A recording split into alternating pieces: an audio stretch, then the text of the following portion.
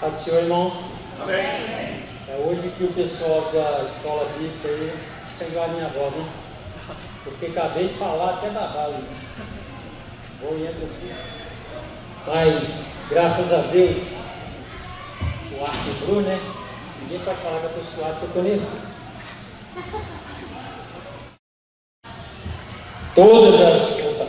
Todas as coisas contribuem para o bem daqueles que amam a Deus. Abra sua Bíblia aí, em João 15, enquanto depois nós vamos fazer mais uma oração e falar da palavra de Deus. Tanto é bom quanto gratificante. Quando a gente recebe um convite, a primeira intenção é a rejeição. É ou não é?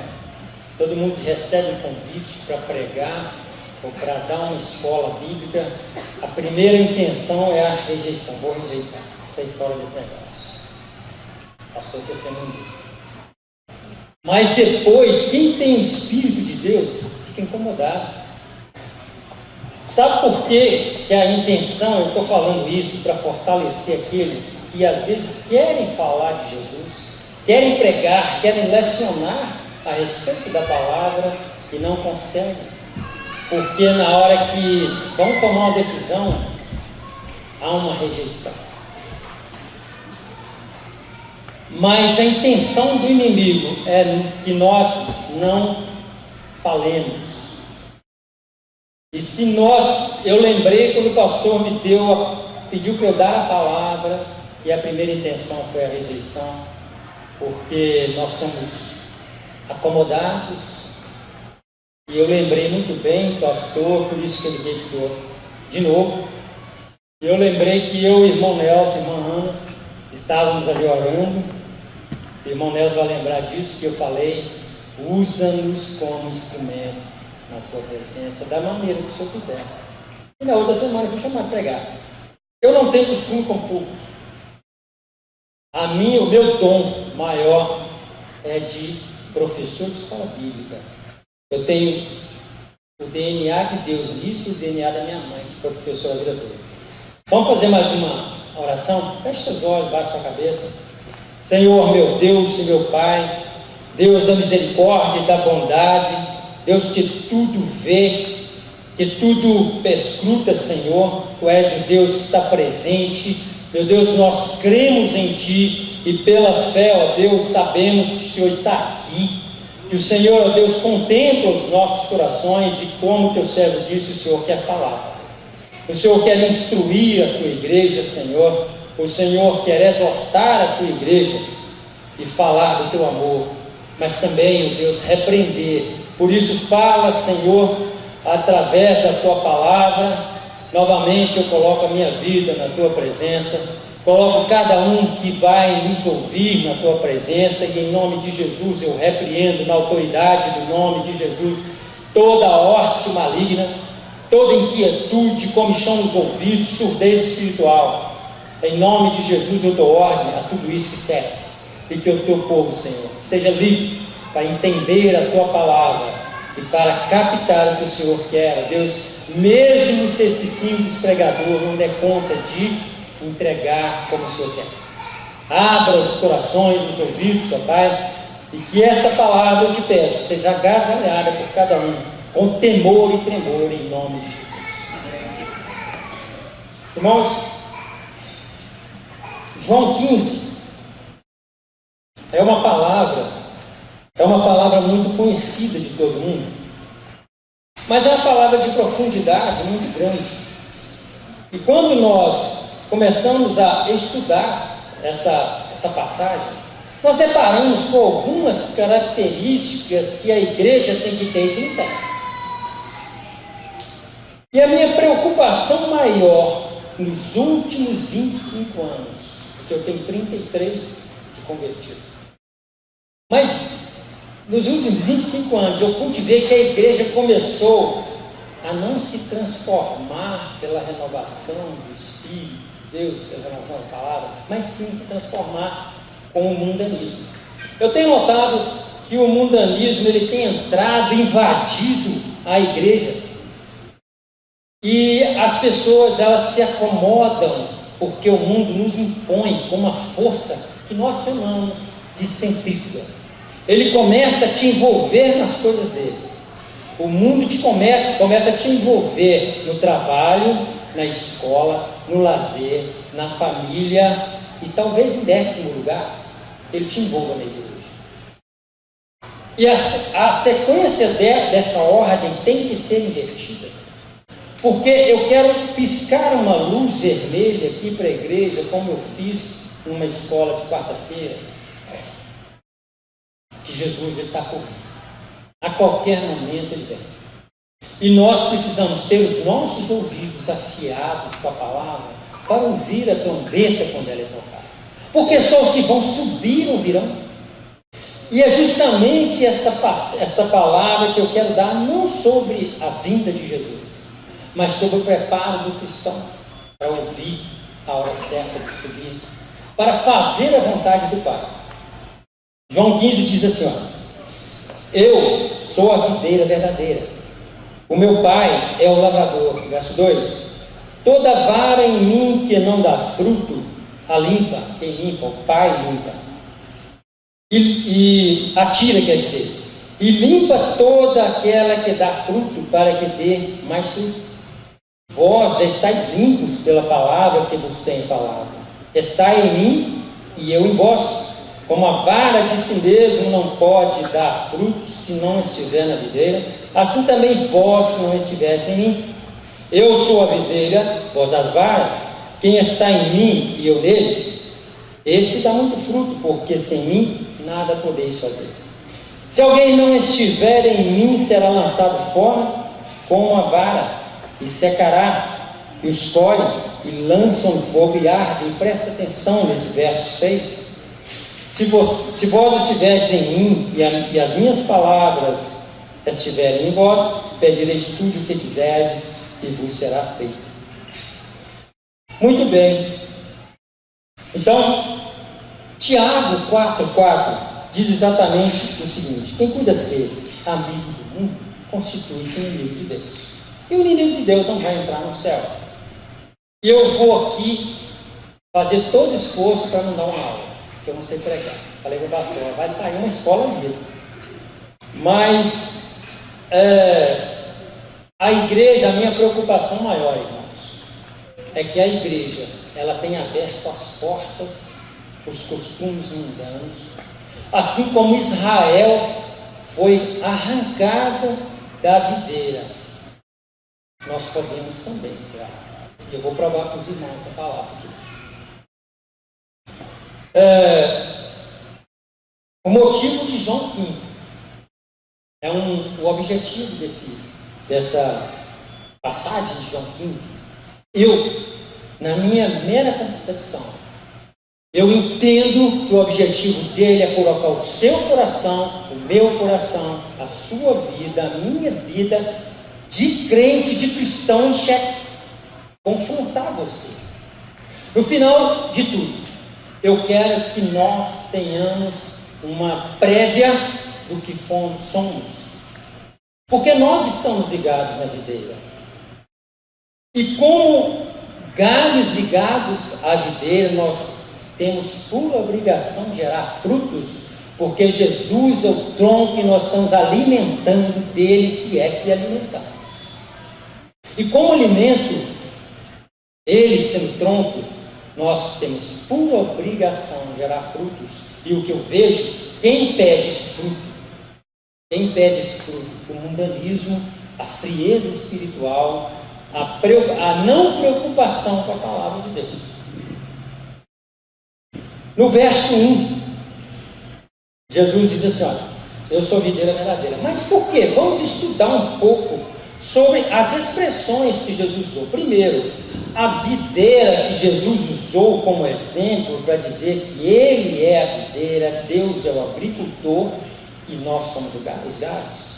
Por que ele usou essa videira, irmãos? Você vai pesquisar, você acha a videira como um dos frutos principais usados naquela época. E quando você vai olhar o valor nutritivo da uva, ela tem muitos valores nutritivos. Ela tem vitamina de tudo quanto é jeito. Ela previne câncer, ela previne doenças do coração, do pulmão e tudo quanto é tipo de coisa. Lembra quando aquele moço teve aqui, o Jimmy falou que para prevenir pressão alta, devemos tomar um vinho? Ele falou, vinho? Eu não aconselho vinho. Mas o suco de uva puro previne muitas doenças. E não é à toa que Jesus usou essa vide. Mas por que ele falou verdadeira? Será que existe vide falsa? Nós vamos entender isso lá em Isaías 59, não, Ezequiel 15:6. Lá Deus diz a Israel o seguinte: e veio a minha palavra do Senhor dizendo, Ezequiel, filho homem, que mais é madeira da videira que qualquer outro, o sarmento que estende as árvores do bosque, toma-se dele madeira para fazer alguma obra? Só aqui nós já entendemos bem da videira. Gente, por que Jesus se preocupou em dizer que os galhos ele tem que dar frutos? Porque ele não serve para nada, a não ser dar frutos. Se nós, como galhos ligados a Jesus, não damos frutos, nós temos que ser queimados e jogados fora. E quando eu digo que esta mensagem coloca em xeque o nosso coração e o nosso comportamento diante de Deus, diante da palavra de Deus, e nós dizemos com boca cheia que somos crentes em Jesus e que cremos, e hoje na escola bíblica nós estudamos sobre a razão da nossa fé, e quando nos argui sobre a criação, nós dizemos que nós servimos um Deus criador, e começamos a tentar explicar esse Deus. Mas como que nós vamos explicar um tronco se nós somos galhos secos? Não conseguimos explicar esse tronco, ficamos envergonhados, né? Então, essa videira que Jesus disse verdadeira, porque Israel era tido como videira, ele se achava videira, Israel. Isso que diz no verso 6 de Ezequiel. Veja bem. Olha aqui, ora, se estando inteiro, verso 5, não servia para obra alguma, quanto menos sendo consumido do fogo, quanto menos sendo queimado, se faria dele qualquer obra. Deus aqui comparou Israel com uma videira que para nada vale, porque Israel, ele foi rejeitado por ora, cortado da videira, e nós vemos isso em Romanos 11, os irmãos podem conferir lá. Paulo explica direitinho quem é Israel e por que Deus nos deu a oportunidade, nós gentios, de sermos salvos. E ele ainda afirma que nós não deveremos nos gloriar nisso. Por quê? Porque se Deus podou os galhos originais, que é o judeu, porque prevaricou contra ele, que dirá o zambujeiro, que somos nós, que fomos enxertados no tronco. E eu quero aqui alertar os irmãos para uma filosofia barata que andam pregando em muitas igrejas, que confunde a graça e justiça de Deus. Porque a ideia principal hoje do crente que se diz renovar é que Deus, ele não leva ninguém para o inferno desse jeito.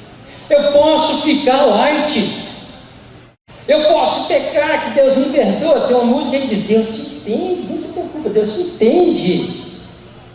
Deus te entende, irmão. Você pode pecar, um pecado atrás do outro, que ele te perdoa, um perdão atrás do outro. Essa é a graça e a justiça barata. Deus não tem nenhum sangue quente que fica nervoso em mandar você para o inferno. Porque Deus destruiu a família de Coré, que se revoltou contra ele, abriu a terra e engoliu todos eles. Deus fulminou os 2 filhos de Arão em pleno altar, porque ofereceu fogo estranho, estava em pecado. Você, irmão, se tiver alguma coisa na sua vida que te condena, que a Bíblia fala assim, se a nossa consciência não nos acusa, temos paz para com Deus. Mas sua consciência te acusou, você não pediu o pecado, não suba no altar. Hoje em dia Deus não vai fulminar ninguém. Mas Gálatas 6,7 diz assim: olha, nós não devemos ficar enganados, porque tudo que nós plantamos, nós colhemos. Isso, a semeadura é tão certa que não há nada que eu possa comparar a certeza dela, a não ser a existência de Deus. Quando nós plantamos, nós colhemos. Você pode cear sem pedir perdão, cear para a própria condenação. Você pode andar em pecado da maneira que você quiser, pedir perdão da maneira que você quiser. Deus vai te perdoar. Mas se no momento, um dia que você tiver acusado de fizer alguma coisa no reino de Deus, manchado de pecado, você vai colher isso aí, com certeza. Mas voltando à videira aqui, olha, ela é distinta de todas as plantações e uma peculiaridade na videira. O primeiro emprego meu, para quem não sabe, o primeiro trabalho aqui na América, eu cheguei aqui, trabalhava um americano fazendeiro. Só que ele não era um redneck qualquer, ele era um engenheiro, bem formado, educado, ficamos muito amigos, não entendia nada que ele falava, nem ele entendia nada que eu falava, mas ficamos amigos. De escrever bilhetinho, eu falei, eu sei ler, mas não sei falar. Ele escrevia bilhetinho, mas no tempo todo.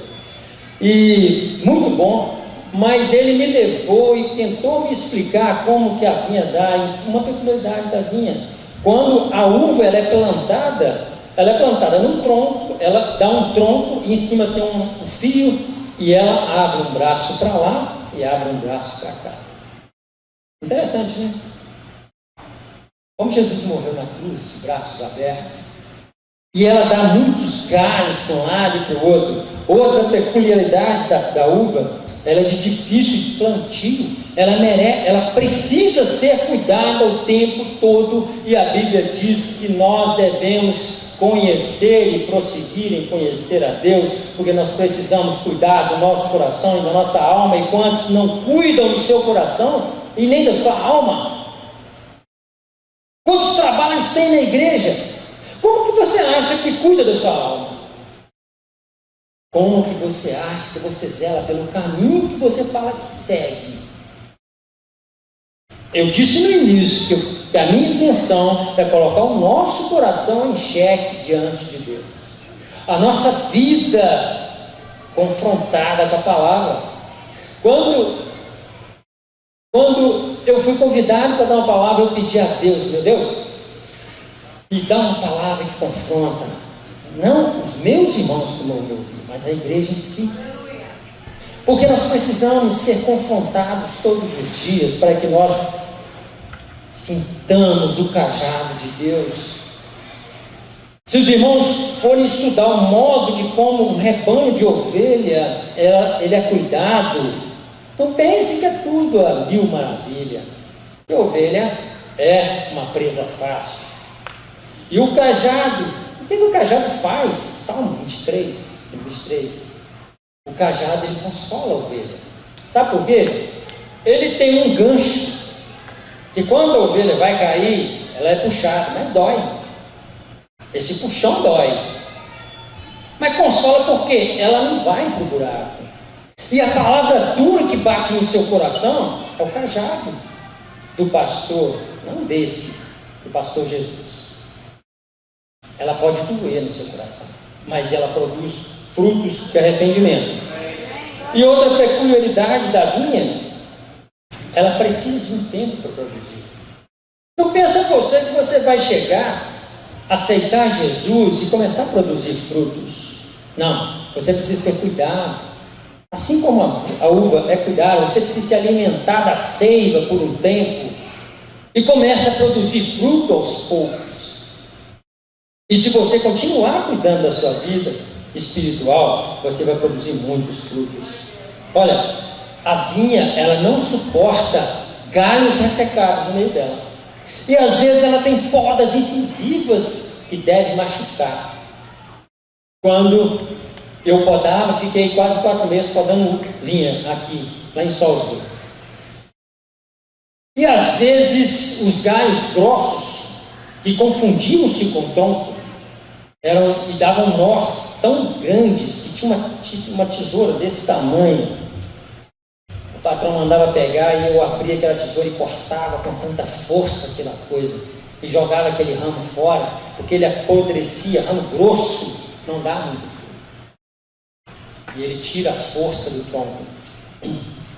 E às vezes na nossa vida nós temos corte tão incisivo para não se perder,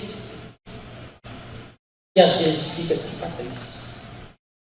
Já imaginou uma pessoa que se desvia dos caminhos e quando ele volta cheio de cicatriz? Porque Deus começa a podar ele. Lembra do filho pródigo?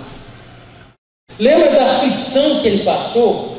Lembra da vergonha que ele passou ao voltar? Agora, o crente que é crente, ele tem vergonha na cara. Ele tem que ter vergonha na cara. Como aquele filho pródigo, será que meu pai vai me aceitar de volta? Será que meu pai vai? O pai, de braços abertos, aceitou, mas ele passou temor, e isso foi um corte medonho. E quando nós nos esfriamos ou nos desviamos da palavra, ou não damos atenção para a palavra como se deve, Deus dá uma balançada. E eu tenho pedido a Deus na minha vida, para que, não para sair de algum deserto, de algum vale, mas não você precisa entrar nele para ser tratado. Por isso que nós devemos cuidar da nossa alma com a palavra de Deus, nos limpar com a palavra de Deus, da nossa alma. E a videira é uma fruta que requer também uma irrigação periódica e contínua. Que irrigação é essa, hein? A palavra de Deus que é viva. Quando Jesus confrontou aquela samaritana, ele diz assim: olha, eu te dou uma água que vai fazer com que rios de água viva botem no seu interior e você nunca mais vai sentir sede.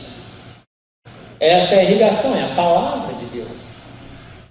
Mas o que nós vemos hoje na igreja? Escolas bíblicas vazias, cultos de oração vazios.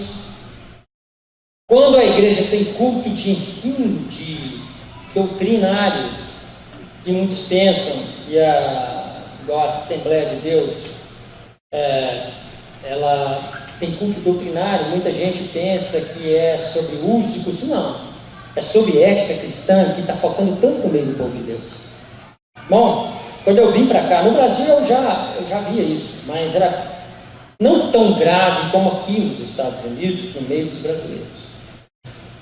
Olha, entre 10 brasileiros que eu vi hoje, que eu vi até hoje, que eu pude tratar com eles lá fora, você vê uma visão superficial, você não vê um comportamento cristão, um linguajar cristão, você não vê. Você não vê coisa absurda, mas também não vê Cristo refletido ali através do comportamento, através do linguajar.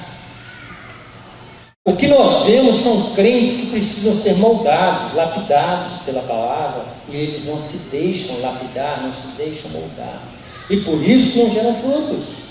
Por isso Deus não abençoa às vezes. Então, só em Jesus há essa vida verdadeira que ele diz, e ele diz lá em João 14,6, eu sou o caminho, a verdade e a vida. E o João 15,1, eu sou a videira verdadeira, e meu pai é o lavrador.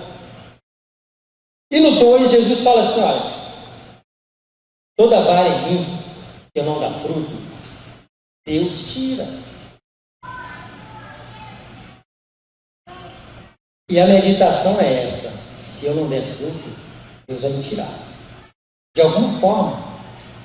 Se você entende que Deus vai te tirar da salvação, vai te tirar essa salvação. Se você entende que Deus vai te tirar do trabalho que você faz na igreja, vai colocar outro no seu lugar, não importa como, eu só sei que Ele tira. E nós temos que dar fruto. Agora, muitos devem estar se perguntando: mas será que fruto é esse que esta palavra fala? Eu acabei de falar. Quando você olha para uma uva, para uma videira, uma época da fruta, ou quem conhece, até pela folha vai saber, você vê, é uma videira. Quando você dá uma laranjeira dando fruto você vê, é uma laranja. E pelo fruto você conhece a árvore. É assim que a palavra diz, né?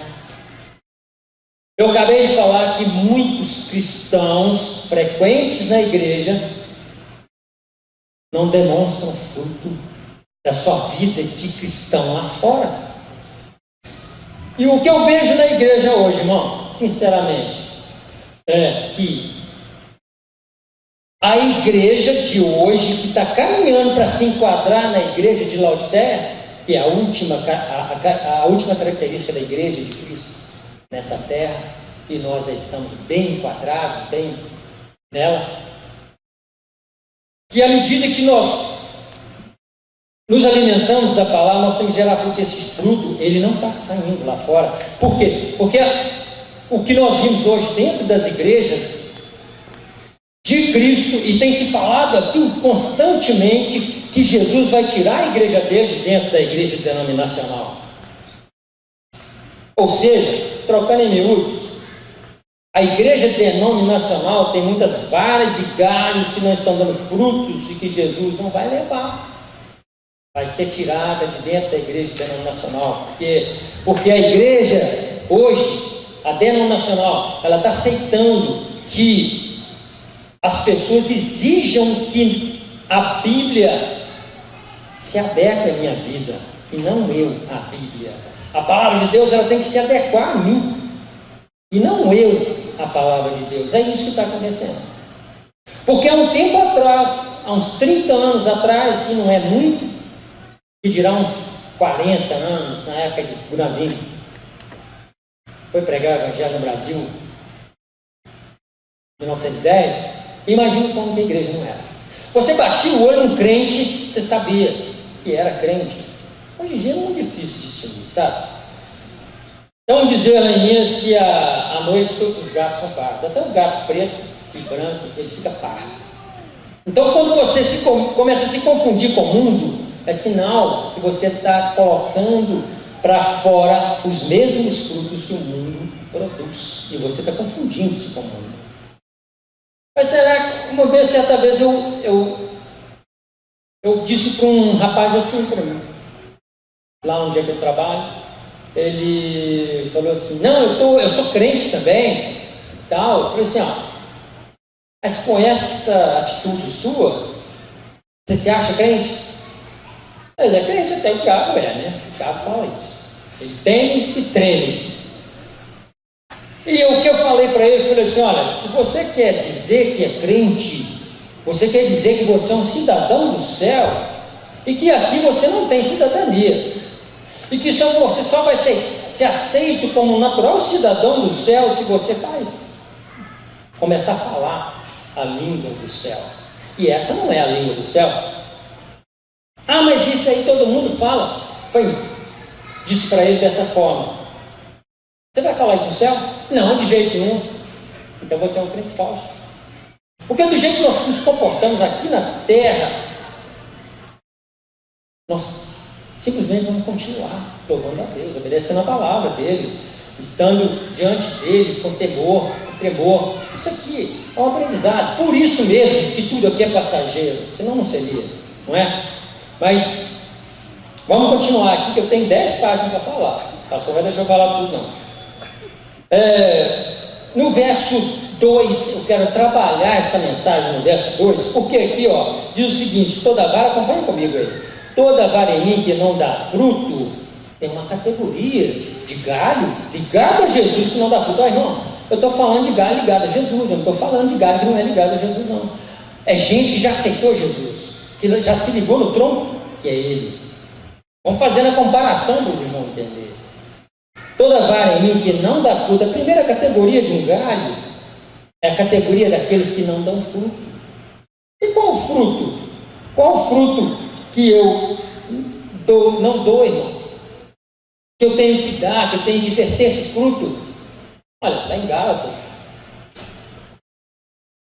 É escrito, nós estudamos na escola bíblica sobre esses frutos na revista passada: amor, mansidão, longanimidade, paciência e um monte de outros frutos que nós não vemos, às vezes, nem nós mesmos, né? Precisamos muitas vezes vigiar. Então a primeira categoria de galho é a categoria que não dá fruto. Está ligado em Cristo, mas não dá fruto. Ou seja, não reflete a seiva com a qual ele está se alimentando. Ele não reflete essa seiva. E uma árvore só consegue refletir, um galho só consegue refletir uma seiva através do fruto, porque o galho, se tirar a folha, você não conhece, que é da videira. Mas mesmo que não tiver nenhuma folha, e se ele tiver o fruto, você conhece que é da videira. Então nós só refletimos o caráter de Cristo, onde nós estamos ligados através da frutificação que vem dessa seiva de Jesus, que verteu por nós. E a primeira categoria, e é aí que eu quero piscar essa luz vermelha para a igreja, para você fazer uma análise da sua vida, do seu comportamento diante da palavra e do seu comportamento diante da igreja, diante de Jesus. E tem uma palavrinha que diz coerência, que não está tendo em muita gente na igreja. E se a gente que vigia bobear, nós também não teremos, porque o mundo nos traga dia após dia. Paulo diz assim: aquele que é de pé, cuidado para que não caia, porque cair é fácil demais, levantar é difícil. Mas a primeira categoria, aquele que não gera nada. Olha, e esse Deus tira do tronco. E depois a segunda categoria, limpa toda aquela vara que dá fruto. Então tem uma segunda vara que dá fruto. A primeira não dá fruto, está ligada em Jesus, mas não dá fruto. O que o Pai faz? Tira. Ele tira essa vara. Mas sabe por que um agricultor ele tem que limpar a videira, e não só a videira, dos galhos velhos? Porque eles, apesar de estar ligados, não estão se alimentando, estão secando, estão tirando a atenção do tronco. Quando nós tiramos as outras varas, os outros frutos, eles ficam viçosos. E assim é a palavra de Deus. Irmão, quantas pessoas na igreja escandalizam irmãos fracos na fé, porque não frutificam. E por isso mesmo nós começamos a entender aquilo que Jesus disse, que ai daquele que escandalizar qualquer um desses outros. Melhor fora que colocasse uma pedra no pescoço e tirar tomar. Porque é grave escandalizar uma pessoa com o nosso mundanismo, porque nós mostramos para aquela pessoa que se pode servir a Deus relaxadamente, e Deus é um Deus zeloso. Então essa primeira categoria está fora do tronco, mas cedo ou mais tarde vai ser tirada. E aquela que dá fruto, ele limpa. E sabe como que ele limpa? Pela palavra. Ele limpa ela pela palavra. Mas como que Deus vai limpar uma galho que somos nós pela palavra, se nós não alimentarmos da palavra? E é o que está acontecendo hoje. O povo está desinteressado com a palavra de Deus. Eu fico chocado porque em toda a igreja que eu passo, eu encontro alguém que é chegado na palavra. Em todo lugar que eu passo, eu encontro alguém que comunga comigo a mesma coisa. E que começa a bater papo sobre as coisas de Deus e não para. Quando eu junto com o Emanuel, tem que ficar de olho no relógio.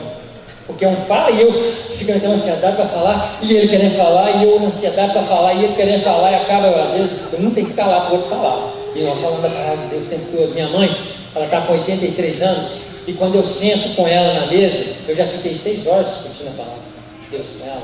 E a gente não para. E no céu, o que nós vamos fazer? Vamos fazer isso mesmo. Se você não está acostumado, então você não tem jeito de ir para o céu. E é isso que é um cristão que se alimenta da palavra. Nós temos que nos alimentar da palavra para que ela nos faça gerar mais frutos. Frutos de arrependimento, frutos de mansidão, frutos de amor, de longanimidade, de benignidade. Nós estudamos todos esses frutos. E nós sabemos que nós só conseguimos gerar esses frutos quando nós estamos ligados à seiva de Cristo. sendo lavados pelo seu sangue e tendo uma vida reta. Quando Ezequias conseguiu sua cura, ele disse para Deus assim: olha, Ezequias, se você for ler o livro de Ezequias, lá em 2 Samuel, você não vê Ezequias pedindo fortemente. Ele vira para a parede quando Deus fala assim com ele: olha, Ezequias, Isaías fala com ele: Ezequias, põe em ordem sua casa, você vai morrer. Deus falou que você vai morrer, e essa ferida é de morte. Ezequias amava a vida, né?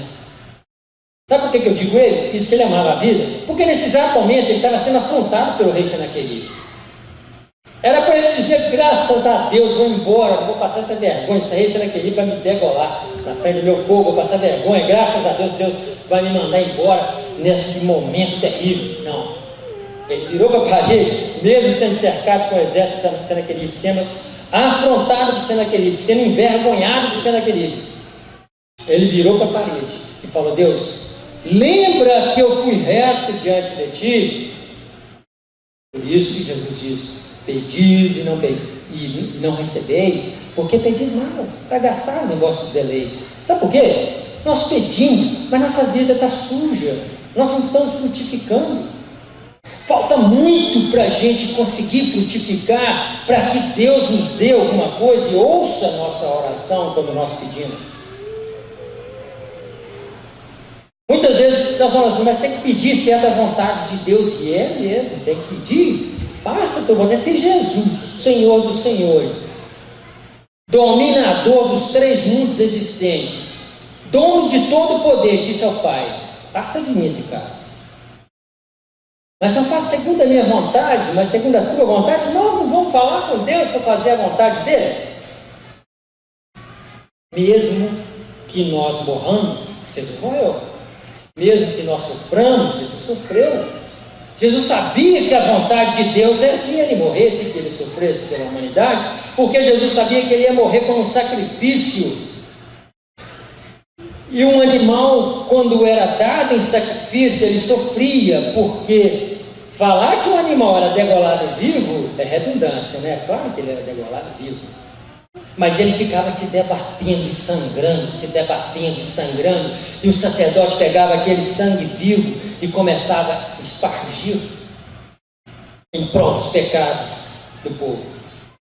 E o animal se debatia o tempo todo, sofrendo aquela dor do esvaziamento do seu corpo de sangue, esvaziamento de sangue, até que morresse. E Jesus tinha que morrer desse jeito.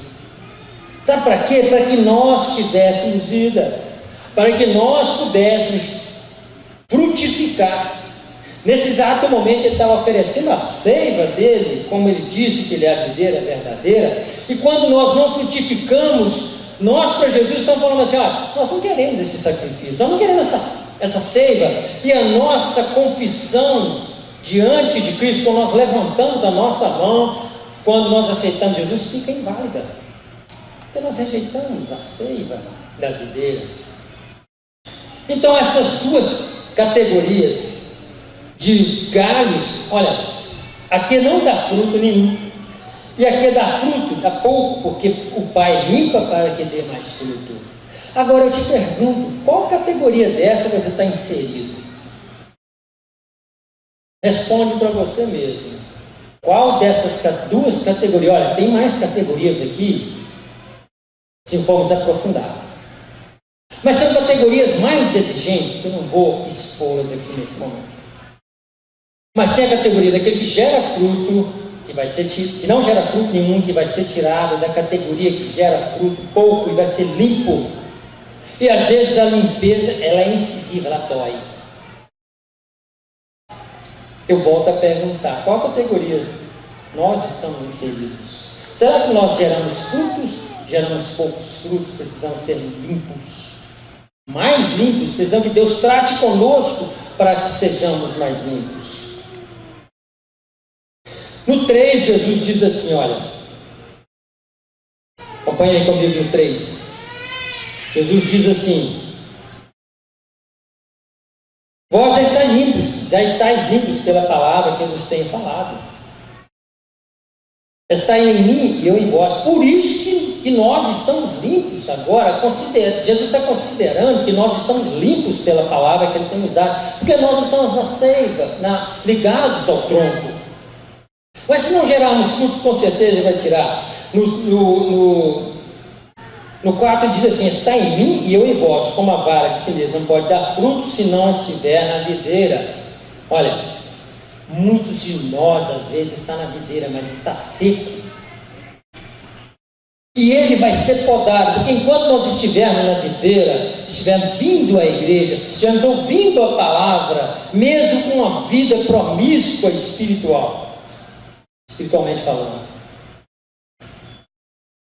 nós temos chance de frutificar, porque Jesus disse assim: eis que estou à porta e bato. Se alguém ouvir a minha voz, eu entrarei, cearei com ele e ele comigo. Jesus está batendo todos os dias na porta do nosso coração. Irmão, a maioria das palavras, principalmente do Novo Testamento, são diretamente para a igreja, para instruir a igreja. Isso aqui é para o mundo lá fora. Não, o mundo já está todo destruído mesmo. Nós temos que buscar o povo lá fora. Só buscar, porque a palavra instrui a igreja. Por isso Jesus diz que vós estáis limpos pela palavra que vos tem dado. No 5 ele diz: eu sou a videira, vós as varas, quem está em mim e eu nele, esse dá muito fruto, porque sem mim nada podereis fazer. Olha, eu digo uma coisa: eu fui criado numa igreja que buscava a Deus pelas madrugadas. Eu fui criado numa igreja que tinha estudo bíblico profundo. Deus me deu esse privilégio. Deus me deu o privilégio de me instruir numa escola bíblica onde o professor era forte, instruído na palavra de Deus. Deus me deu o privilégio de estudar a palavra com quem era rígido na palavra, que falava abertamente a palavra. Hoje em dia, dificilmente nós podemos falar qualquer assunto numa escola bíblica dominical. Sabe por quê? Porque se falarmos qualquer assunto na escola bíblica, talvez a escola está cheia e o professor fala assim, às vezes é tema livre, como aquele dia que nós falamos sobre assuntos escatológicos. Não tem um segmento para a revista. E nós não podemos escolher um assunto que choca, sabe por quê? Porque o povo não vai suportar. E isso não é novo. Quando Jesus deu um discurso forte para os judeus, o povo foi saindo com sapatinho de pano, de algodão, cada um saindo. Jesus perguntou para os apóstolos, os discípulos assim: olha, e vós? Vocês também não vão embora? Pedro vira para ele: Senhor, para onde iremos? Só tu tens as palavras de vida eterna. Se nós não alimentarmos dessa palavra, o final é morte, desnutrição, inanição.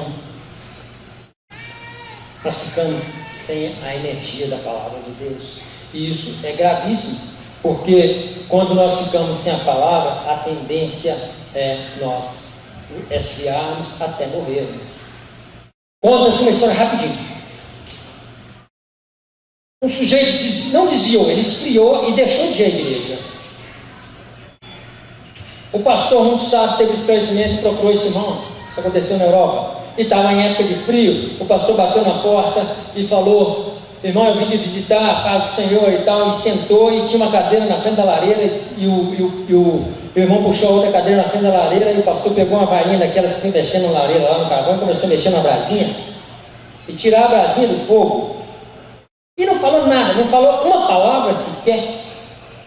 E começou a tirar a brasinha do fogo e voltava a brasinha do fogo. Tirava a brasinha do fogo e voltava a brasinha do fogo. O irmão olhando, e sem dizer uma palavra, o irmão achou estranho aquilo e começou a prestar atenção nos movimentos do pastor. E o pastor tirava a brasinha, e uma hora ele deixou ela fora da fogueira ali, e a brasinha, ele começou a bater com a varinha na brasinha, virar para um lado, virar para o outro, e só sobraram poeira, pó, cinza, e a brasinha ficou escurinha. Aquele vermelhidão de fogo sumiu. E ele começou a voltar aquela brasinha depois de muito tempo para a fogueira de novo, devagarinho, até ela chegar a envermelhar de novo. Aí ele falou: irmão, já fiquei demais aqui, vou embora. Quando o irmão chegou na porta da casa dele, pastor despediu, o irmão falou assim: irmão, pastor, glória a Deus, o Senhor me resgatou. Eu sei que se eu ficar fora da palavra de Deus, sem ouvir a palavra, sem alimentar, eu vou ficar aqui nessa brasa. E é assim, irmão, o mundo está sufocando tanto que ele está apagando a chama que às vezes as pessoas tinham no passado, porque estão se conformando com esse mundo. E a minha preocupação maior, eu comecei falando que a minha preocupação maior, e desde quando eu comecei da escola bíblica, eu sempre falo, a minha preocupação maior é que a igreja está se conformando com o mundo. Conformar é tomar forma. Tem determinadas coisas que nós não entendemos como que acontece. Tem determinados pecados que não são mais pecados. Há determinados comportamentos que Deus abomina, que Ele parou de abominar esses comportamentos. Para a igreja, Deus parou de abominar esses comportamentos. Não, Deus me entende, Ele sabe que eu sou fraco, e porque Deus te entende, sabe que você é fraco, Deus vai continuar te aceitando do jeito que você é. Ele dá várias instruções. Conheçamos e prossigamos em conhecer a palavra. Nós temos que frutificar. Seguir a paz para com todos e a santificação, sem a qual ninguém virá a Deus. E o que é santificação? Santificar é você estar separado. Quando nós nos separamos no casamento, para nos casar, acabou aquele monte de namorico. Você tem que ficar com sua esposa, você tem que ficar com seu marido. Se santificou para ele, separou para ele. Agora, por isso que Jesus compara tanto a igreja como a noiva. E eu queria muito explicar, não vai dar tempo, o costume de Israel com o casamento, porque nós começamos a entender todo o contexto de João. Quando Jesus compara a igreja, um livro que ele compara muito a igreja com a noiva, e nós começamos a entender toda a comparação dele. Porque esse processo de separação de marido para mulher, de mulher para marido, é uma coisa profunda.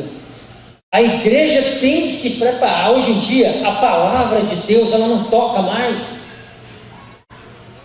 Às vezes nós falamos com ênfase.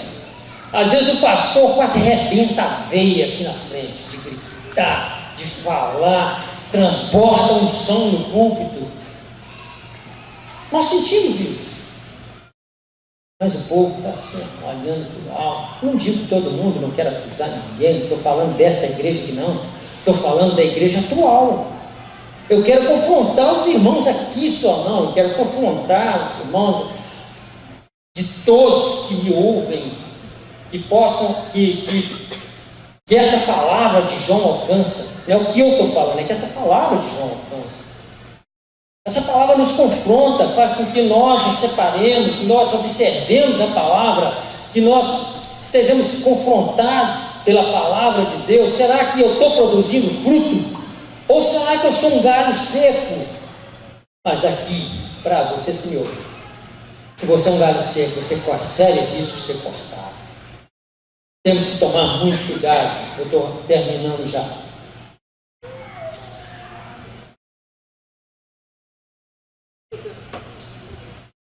Como que eu gero frutos na minha vida? Olha, a Bíblia fala lá em Gálatas 5, 17 a 21, fala dessa forma, porque a carne e o espírito se opõem em luta. É uma luta, uma guerra, de modo que não conseguis fazer o que quereis.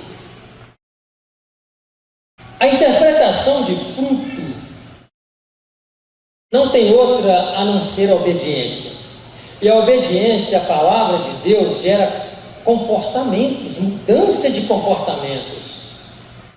E eu volto a dizer que a palavra diz o seguinte, que se a nossa consciência não nos acusa, temos espaço para com Deus, mas se a sua consciência tem um pintinho de acusação, procura verificar e tirar essa acusação, porque se você não tiver paz com Deus, você não está correndo sério risco, né?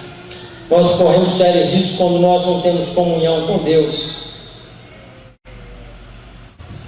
E a palavra diz também em João 15, continua dizendo, Em João 15:7, se vós estiverdes em mim, as minhas palavras estiverem em vós, pedireis tudo o que quiserdes, e será feito. Agora nós começamos a entender porque que às vezes nós pedimos e não conseguimos.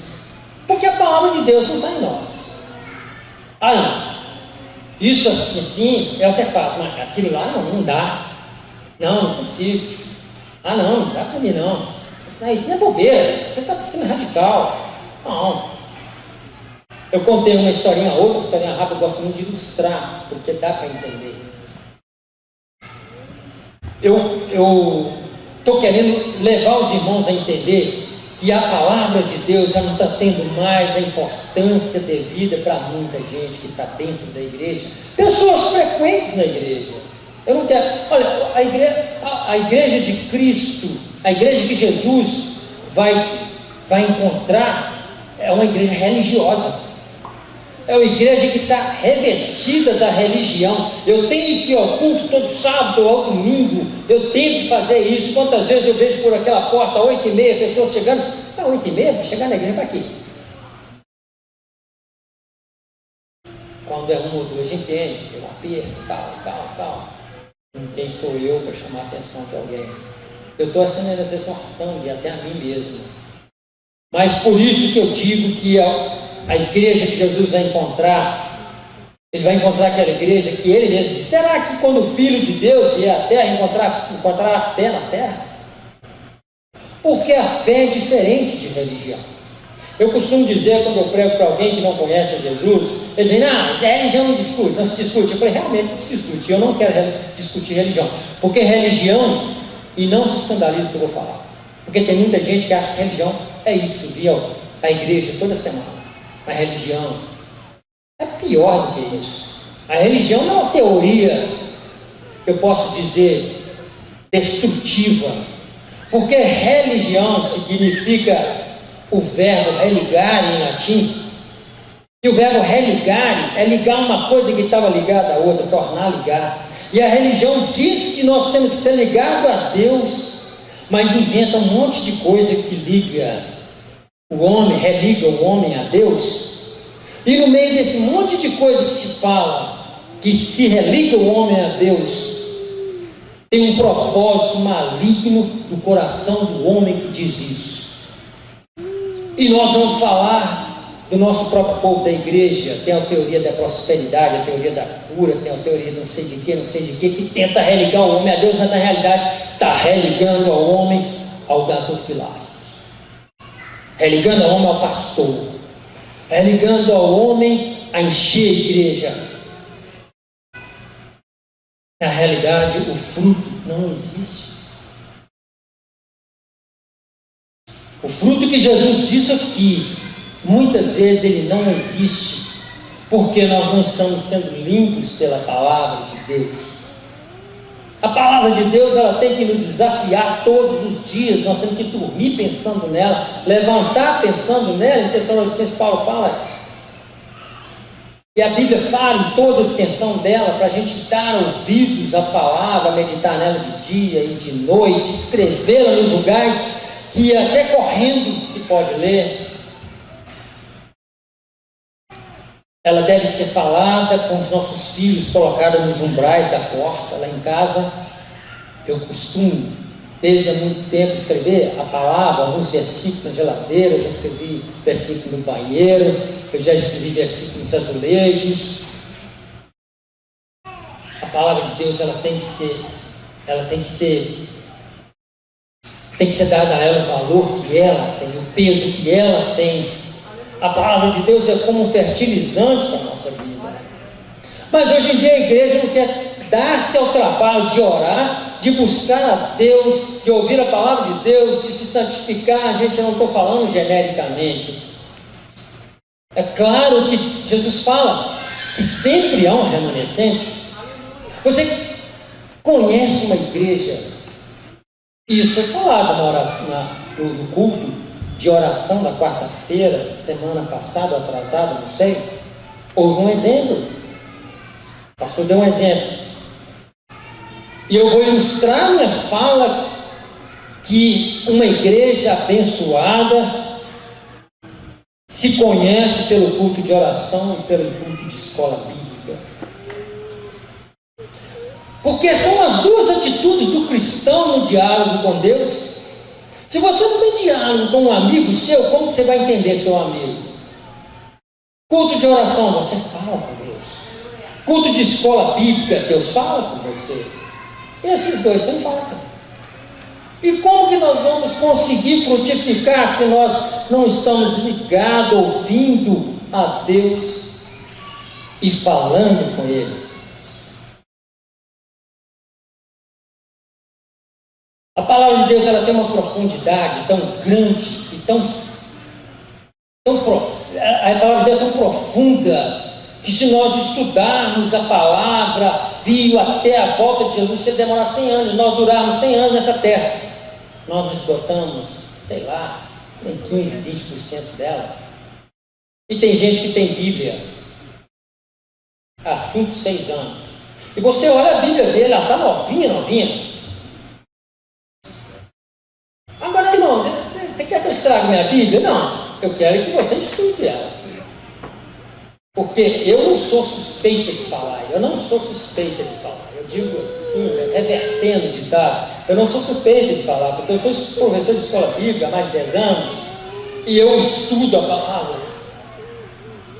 Eu gosto de me ater à profundidade da palavra, eu gosto de entrar nas águas rasas, mas continuar entrando até achar profundidade. E Paulo diz assim, que nós temos que ir galgando degraus na palavra até tornarmos varões perfeitos. E Paulo diz também, numa das cartas, que ele diz: é uma pena que eu não posso dar para vocês alimento sólido, porque eu quero muito dar alimento sólido, e quando eu vou para a escola bíblica, eu quero muito falar, sabe de quê? De feijão tropeiro espiritual, de feijoada espiritual, de picanha com mandioca, coisa que sustenta, espiritual que eu estou falando. Porque com a palavra de Deus não precisa fazer dieta não, e é o que a igreja faz, dieta, para ficar bem fininho, com a palavra de Deus. E nós não podemos fazer dieta com a palavra de Deus, nós temos que ficar fortes na palavra de Deus. Mas eu não posso. E irmão, não é só aqui não, em toda igreja, em todo ministério que me der a oportunidade para a escola bíblica, nós não podemos entrar nas profundidades. Sabe por quê? Eu já ganhei nome de herético. Porque você entra na profundidade da palavra e acham que você está falando borracha. Porque as pessoas muitas vezes se acham entendidas, mas o entendimento dela esbarra no limite da espiritualidade dela. Mas ela acha que ela já foi até no profundo. E quando ela encontra alguém que fala mais aprofundadamente, não estou falando de mim, porque é necessário que o homem desapareça, que Jesus apareça. Eu estou dando exemplo. A pessoa acha que aquela pessoa já está pregando heresias. Eu já ganhei nome de herético. Quer ganhar nome de herético? Fala de assuntos da volta de Jesus, de assunto pós-milênio, de coisas que vão acontecer nos ares após o arrebatamento. Mas quem te falou isso? Aonde que está na palavra? Me prova. Se você não tiver afiado, Satanás, ele te confronta e te deixa humilhado. E nós não podemos aprofundar na palavra, porque o povo não está aprofundado na palavra e não quer ouvir a palavra. Em Isaías, o povo pediu a Isaías: fala coisas que nós agradamos. Fala coisas que nós agradamos, Isaías. Por que o pastor falou isso aqui? Nós queremos ouvir coisas agradáveis a nós. Nós não queremos ouvir sermões que nos levam a meditar e molhar para dentro de nós e dizer que nós estamos errados, que devemos tomar atitudes drásticas, pesadas para mudar a vida. Será que Deus está satisfeito com a nossa vida? Será que Jesus vier amanhã e nos leva? Certa vez na Assembleia de Deus, uma congregação que era fogo puro, Foram umas 10 pessoas no público e falaram durante 5, 6 minutos. Mas eu vi um irmãozinho desse tamanho, um pedreiro, eu conhecia ele, um escurinho, muito amigo meu, gente boa, mas eu não sabia o que ia acontecer. Eu estava cheio do Espírito de Deus e eu não fazia, eu ainda não era do hall de membros da igreja, e eu sabia que eles não iam me chamar lá em cima para falar nada, e eu tremia, né? Quando eu cheguei a colocar meu nome no hall de membros, eu tremia, eu falei assim, eu vou bem de esporte o dia que eu estou aqui, porque o pastor não chama nada, ninguém lá que não está de terno. Ao menos de gravata, manga comprida, tem que dar. Então eu via bem light, ele não vai me chamar. E eu vi um irmãozinho de terno, e eu não via de terno fácil. E com uma Bíblia sempre de cabeça baixa, de cabeça baixa, de cabeça baixa. E orando, e o povo pregando, e ia lá, ia outro, ia ele de cabeça baixa pregando, orando. E eu olhava para ele e falei, meu Deus do céu, será que esse cara está passando por algum problema? Ele é tão alegre. Porque eles chamam para dar uma palavra rápida, mas depois chamam o pregador. E o pregador na Assembleia de Deus que eu falava, ele tinha 20 minutos para falar tudo que ele queria falar. Ele ficava apertado. E de repente chamaram esse rapaz, o pastor chamou. Agora o fulano de tal vai dar a palavra oficial do culto. Eu falei, agora eu entendo, o homem chegou lá em cima. E na hora que ele subiu no púlpito, meu corpo arrepiou todo. E ele abriu a Bíblia, Apocalipse 3:20. E eu tremia as bases, falei assim, a unção de Deus está transportando aquele homem. E ele falou demais, exortou a igreja demais. A igreja, Deus se apoderou da igreja de uma tal forma, gente para todo lado falando língua estranha, Deus batizando um monte de gente. No final da igreja, no final da palavra dele, depois dos 15, 20 minutos, ele disse, o que Deus manda dizer para você, irmão, você está preparado para subir se Jesus vier agora? Olha, eu não estava em pecado, eu não estava longe da presença de Deus, e isso tremeu as minhas bases. E eu fiquei com essa palavra na minha cabeça, gente, nós temos que falar essa palavra todos os dias, é por isso que mexe com as pessoas.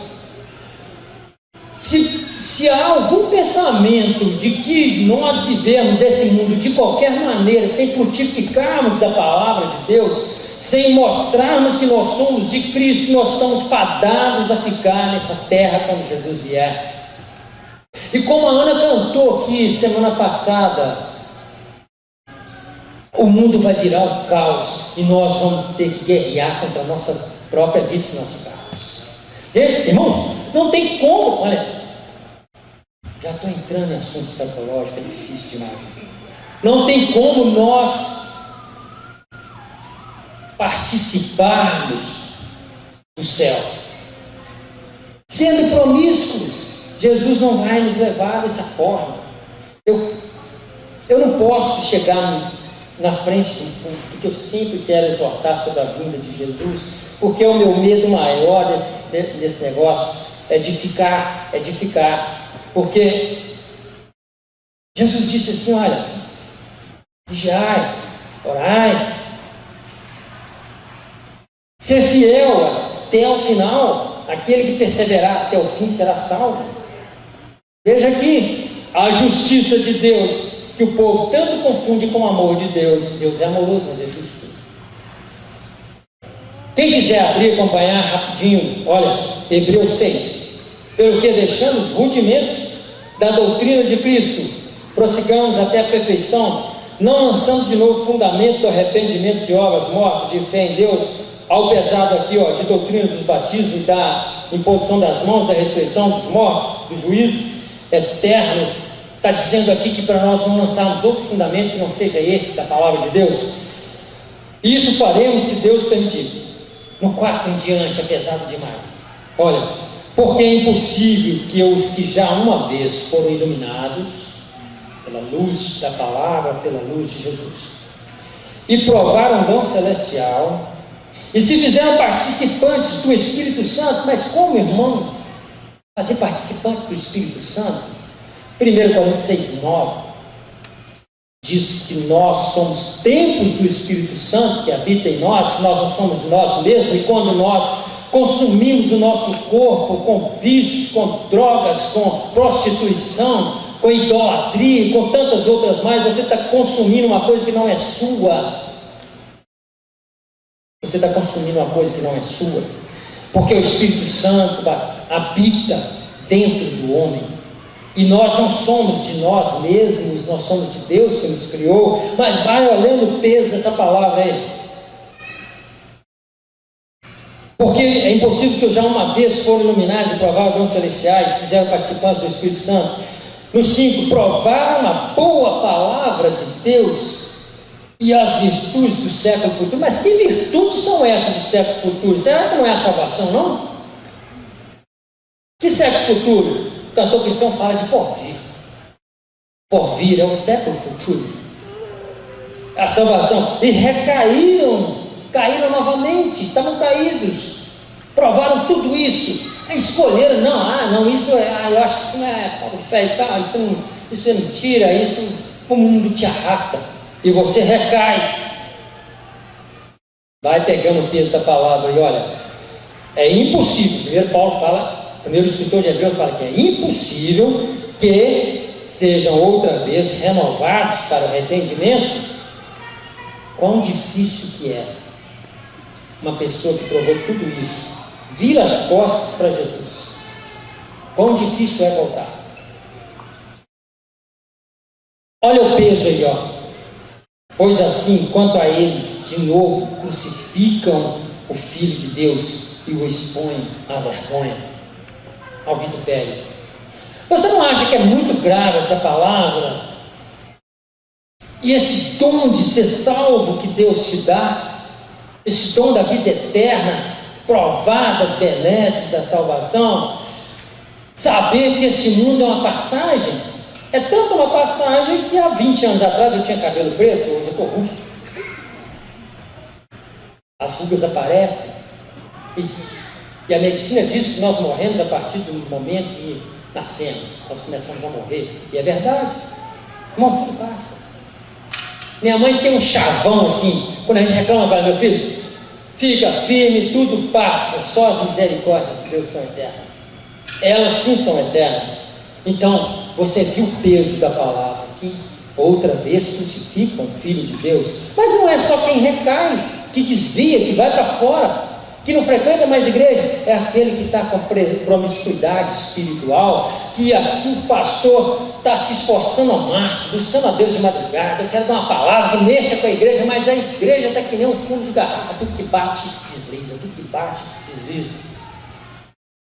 Nada gruda no coração, está cauterizadamente. Por isso, quando eu vou pregar, eu vou falar uma palavra na frente com o povo que eu não conheço, principalmente, eu repreendo a comichão nos ouvidos, que é a dureza de coração, porque todo o sistema do mundo, tudo que aí fora nós temos, está preparado para te tirar da presença de Deus, está preparado para não deixar o mundo lá fora vir para a presença de Deus, aceitarem Jesus.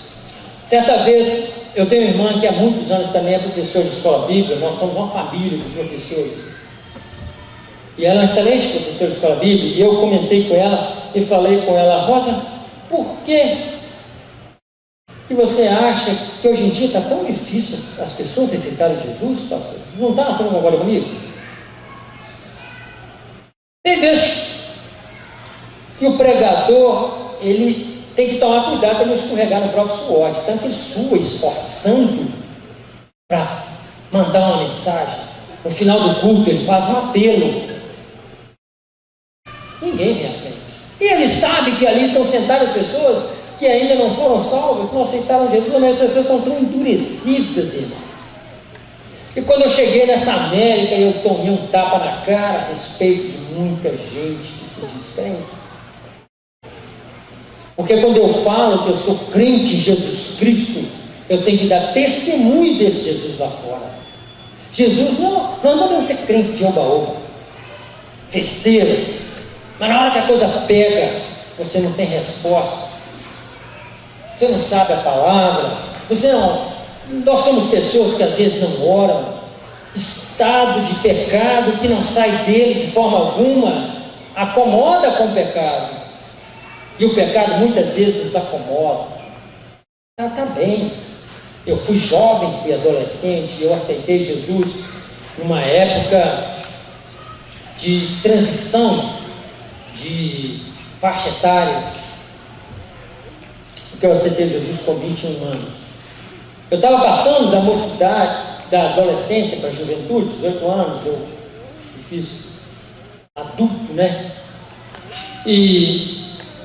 Mas Deus me preservou de muita coisa, de lá para cá, mas eu fui bombardeado por tanta oferta de pecado, eu conheço muito bem isso, mas nós devemos ficar fortes, e não só os jovens, os adolescentes, mas os adultos. Quantas ofertas aí fora nós temos? Mas quando nós frutificamos na presença de Deus, essas ofertas não são nada. Nós não nos entusiasmamos com o mundo. Eu não entusiasmo com o mundo, sinceramente. Eu não entusiasmo com o mundo. Eu não entusiasmo com o que o mundo tem me oferecido. Eu não entusiasmo mais com isso. Eu já me entusiasmei, mas não entusiasmo. O que eu mais quero é frutificar, e o que eu estou fazendo aqui é mostrando que há condições de nós frutificarmos. Quando você mantém sua vida reta diante de Deus, você nem precisa pedir nada, Deus te dá. Lembra do exemplo de Ezequias? Deus te dá. Ele encaminha você as bênçãos, encaminha as bênçãos em você, porque o salmista Davi diz que a palavra é lâmpada para os pés, luz para o caminho. Quando nós temos essa palavra, o mundo é escuridão, nós não conseguimos ver o mundo, porque a luz da palavra de Deus não nos deixa ver o mundo. Não sei se você já andou em estrada de terra estreita com farol alto, você não vê nada do lado de lá, nem nada do lado de cá de noite, só vê a frente. E é isso que o cristão tem que fazer. A palavra de Deus, ela tem que alimentar. Você tem que estar ligado à videira, ao tronco, para que na hora do momento certo você esteja nutrido com a seiva do tronco, você esteja lavado pela palavra, como Jesus diz aqui: vós estáis lavados pela palavra que vos tenho dado. Será que nós estamos realmente lavados por essa palavra? Ou será que na hora que o mundo apontar o canhão de pecado dele para nós, a oferta, ele nos acerta? Ou Deus precisa usar a tesoura dele na sua vida e na minha vida para nos podar, para que nós possamos dar frutos? E nós temos que dar frutos de arrependimento, nós temos que dar frutos de mansidão, de longanimidade. Nós temos que mostrar para esse mundo que nós não estamos ligados em trabalho, em dólar, em real, que nós não estamos ligados em lazer fácil, nós não estamos ligados em uma economia que nos dá a condição de comprar tudo que nós temos, que nós queremos, aliás. Abre a sua garagem e olha lá dentro. Como que o poder de compra aqui é forte. E isso é um chamativo para aqueles que estão raquíticos na palavra, se entusiasmam com isso e trocam a palavra por qualquer coisinha. O consumismo levou muita gente aqui na América a ter uma vida fácil. Qualquer 300, 400 dólares, você sai aí na rua, você compra muita coisa, não é igual ao Brasil. E é mais do que provado, está mais do que provado, irmão Nelson, testemunha, de quanto mais pobre a pessoa, quanto mais sem recurso financeiro, mais próxima ela é de Deus, mais quente, mais fervorosa ela é na fé. E por isso que muitas vezes as pessoas reclamam. Eu vejo em muitas músicas, sentem saudade do tempo da igrejinha lá da roça, da igrejinha do interior, porque era fogo puro. Hoje, em grandes templos, pastores renomados, com diploma de não sei, doutorado em isso, em aquilo, na universidade dos Estados Unidos, na universidade de não sei aonde, e expõem esse diploma para todo lado, são chamados para todo lado, mas a unção está lá embaixo. E o diabo ele tem oferecido muitas coisas. Tem um exemplo. Vou dizer 2, 3 nomes somente que muita gente conhece. Decaso Takayama.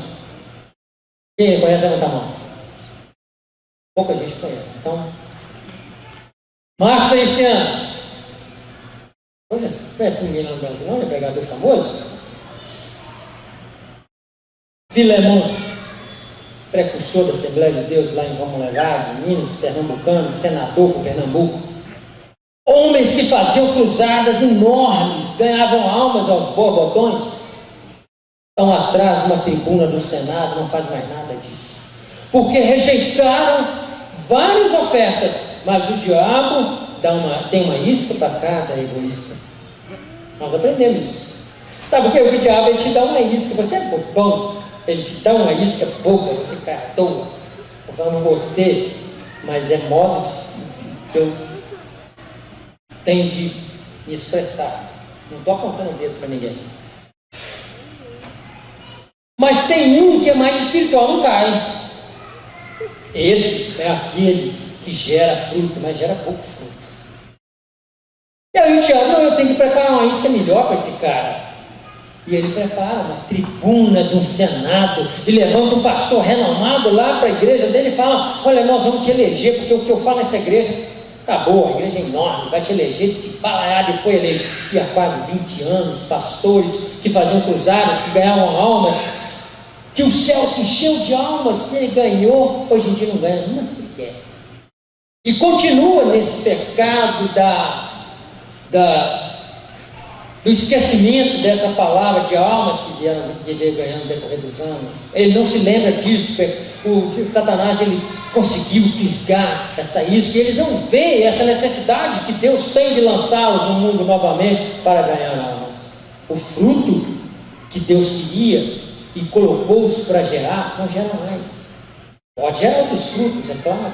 A esse não gera mais. Então, a minha palavra e o meu objetivo com essa palavra é que o que nós temos que evitar que a nossa carne ganhe do Espírito e nos faça parar de frutificar.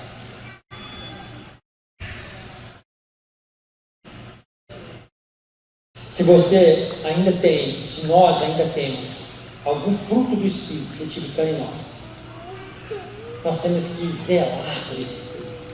Está ligado na vida.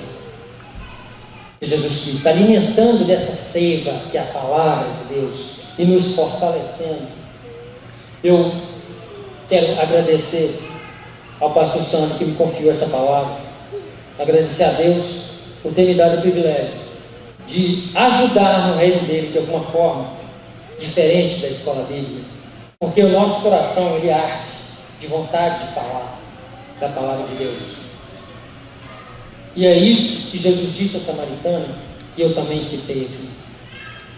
Que rios de água viva fluirão do interior dela. E quando nós queremos falar é porque nós estamos cheios. Ninguém é bobo de subir no púlpito da mancada. E Jesus falou assim, Deus falou assim, não preocupa, se você vai suar todo, mas você vai falar, porque eu é que coloco a palavra na sua boca. E quando nós estamos cheios, nós podemos transbordar e alcançar alguém que está precisando. E essa palavra, esse rio de água viva que salta do interior, é que nos faz querer falar da palavra, é que nos faz querer exortar a igreja. E se eu ferir alguém com essa palavra, não pense que eu feri. Pense que Deus está te exortando nesse momento a permanecer firme, a nutrir os seus galhos na seiva, a dar frutos, porque a pergunta continua: em que categoria você se inseriu depois dessa palavra? Na categoria de quem não gera fruto ou na categoria de quem está gerando pouco fruto? E de acordo com a sua análise da sua vida, você vai ter que tomar uma decisão de mudança. Amém?